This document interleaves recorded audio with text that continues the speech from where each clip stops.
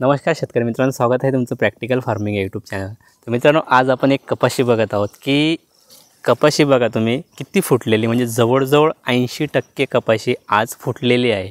आणि कपाशी जर सांगायचं म्हटलं मित्रांनो, या वर्षाच्या सगळ्या शेतकऱ्यांच्या कपाशा अगदी इतक्या छान बसलेल्या आहेत की कापूस उत्पादक शेतकऱ्यांना पांढरं सोनं हे आपल्याला पिवळं सोन्यामध्ये रूपांतर होणार आहे।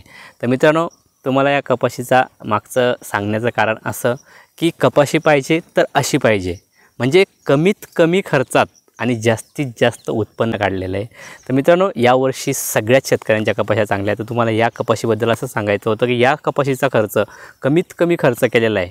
आणि आज जर पाहिलं तर पहिला वेचा झालेला आहे, आता दुसऱ्या वेचेला तुम्ही बघा की कपाशी किती फुटलेली, म्हणजे जवळजवळ 80% कपाशी फुटलेली आहे। आणि ही वेचणी झाल्यावर फक्त एक वेचणी याची राहील, किरकोळ वेचणी।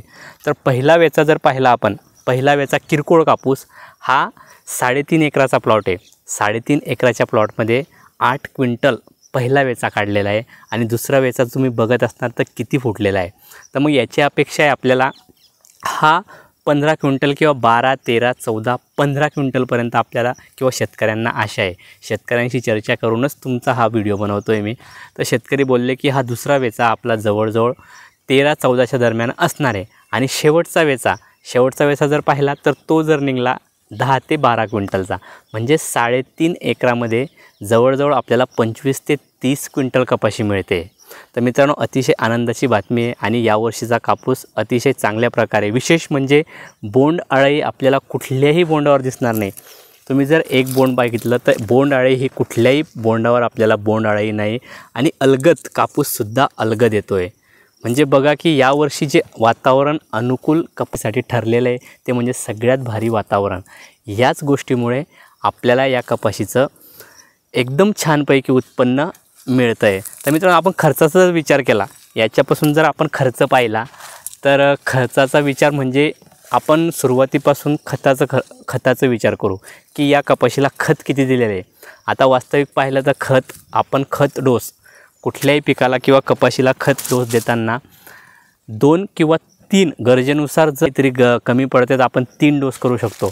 पण रेग्युलर कपाशीला आपण 2 डोस देत असतो। आणि त्यामध्ये एकरी जर पाहिलं आपण, एकरी 3-4 बॅगे आपण वापरत असतो। त्यामध्ये तुमचा युरिया असेल, दाणेदार असेल आणि पोटॅश असेल। तर ह्या शेतकऱ्यांनी या पिकाला किंवा या कपाशीला फक्त आणि फक्त 1 डोस दिलेला आहे, तो पण एकूण 6 ते 7 थैल्यांचा। त्यामध्ये तुम्हाला युरिया, दाणेदार आणि पोटॅश या प्रकारचा डोस दिलेला आहे। संपूर्णतः ही कपाशी शेणखतावर तयार केलेली आहे। म्हणजे शेणखतं म्हणजे सेंद्रिय खतांना शेतकऱ्यांनी इतकं प्राधान्य दिलेलं आहे की संपूर्ण ही शेणखतावर आपल्याला कपाशी दिसते। आजही आपण बोंड बघतायत की अतिशय क्वालिटीयुक्त बोंडे आपल्याला दिसत आहे।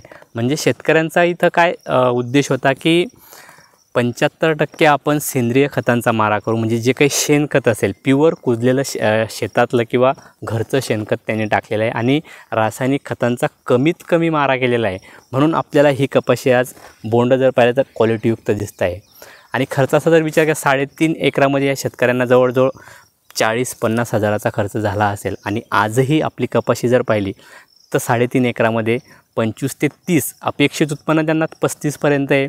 पण आजच्या कंडिशनला जर आपण अंदाज केला तर त्यांना 30 क्विंटलपर्यंत कपाशी होते। आणि कपाशीला जर चांगला बाजारभाव मिळाला, आज जर 10,000 कपाशीने पार केले किंवा 10,000चा भाव मिळाला तर आजच 3 लाखाची कपाशी होते आणि निव्वळ प्रॉफिट शेतकऱ्याला होतो आहे। अपेक्षित आहे भावही चांगला मिळावा, 8-9च्या दरम्यान जर राहिला तर कापूस उत्पादकांना चांगले दिवस येण्यात काही अडचण नाही। तर मित्रांनो, अशीच तुम्हाला एक कपाशी सांगत होतो की कमीत कमी खर्चात, हा तर आपण खताचा सांगितला, पण आता फवारणीचा तो जे काही 3-4 प्रकारच्या फवारण्या केल्या असेल ती पण कमीत कमी अगदी साधी आणि जी काही कमी खर्चावाली कीटकनाशक आहे ते वापरली आहे। आणि विशेष म्हणजे खतांचा इथं जवळजवळ नसल्यासारखा वापर त्यांनी केलेला आहे। संपूर्णतः ही शेती किंवा ही कपाशी यांनी सेंद्रिय खतावर म्हणजे शेणखतावर घेतलेली आहे। म्हणजे कपाशी पाहिजे तर अशी पाहिजे। तर मित्रांनो, तुम्ही बघू शकतात की कपाशी फुटलेली आहे आणि म्हणजे दुसरी वेचणीवर आलेली आहे। तर मित्रांनो, माहिती कशी वाटली? माहिती आवडल्या चॅनलला लाईक, शेअर आणि सबस्क्राईब जरूर करा। धन्यवाद।